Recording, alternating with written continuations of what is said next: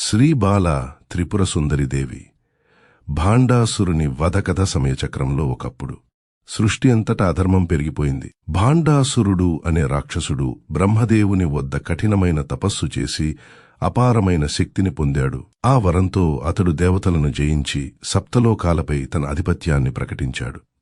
యజ్ఞాలు, వేదాలు, భక్తి all were destroyed by his arrogance. దేవతలు భయంతో మహాశక్తి లలిత త్రిపుర సుందరిదేవిని ప్రార్థించారు. అప్పుడు అమ్మవారి ముఖకాంతి నుండి ఒక ప్రకాశవంతమైన బాలారూపం వెలువడింది. ఆమెనే శ్రీ బాల త్రిపుర సుందరిదేవి. 8 ఏళ్ల వయసున్న చిన్న బాలిక రూపంలో ఉన్న ఆమె ముఖం సూర్యకాంతిని మించిపోయింది. దేవతలందరూ నమస్కరించారు. లలిత పరమేశ్వరి ఆమెకు ఆశీర్వదించి, బాలే, నీవే నా శక్తి స్వరూపం. భాండాసురుని సంహరించడానికి నీవే సిద్ధపడు అని వరమిచ్చింది. తరువాత బాలాదేవి తన దివ్యరథం, గాయకరథం పై యుద్ధరంగానికి ప్రవేశించింది.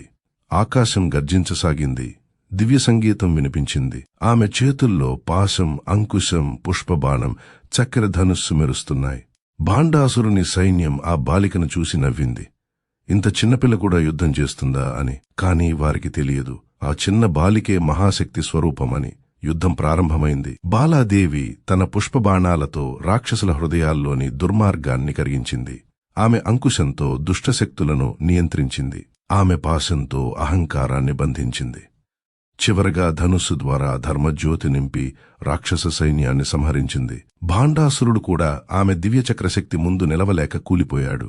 భాండాసురుని సంహారం అనంతరం దివ్యగంధాలు పరిమళించాయి. దేవతలు స్తోత్రాలు గానించారు. జయబాలే, జయ త్రిపుర సుందరి, జయ జ్ఞానశక్తి రూపిణి. ఆ క్షణంలో సృష్టి మళ్లీ సమత స్థితికి వచ్చింది. ధర్మం పునరుద్ధరించబడింది.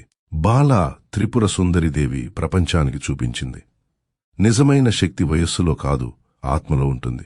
జ్ఞానం, ప్రేమ, సమత, ధైర్యం ఇవే నిజమైన ఆయుధాలు.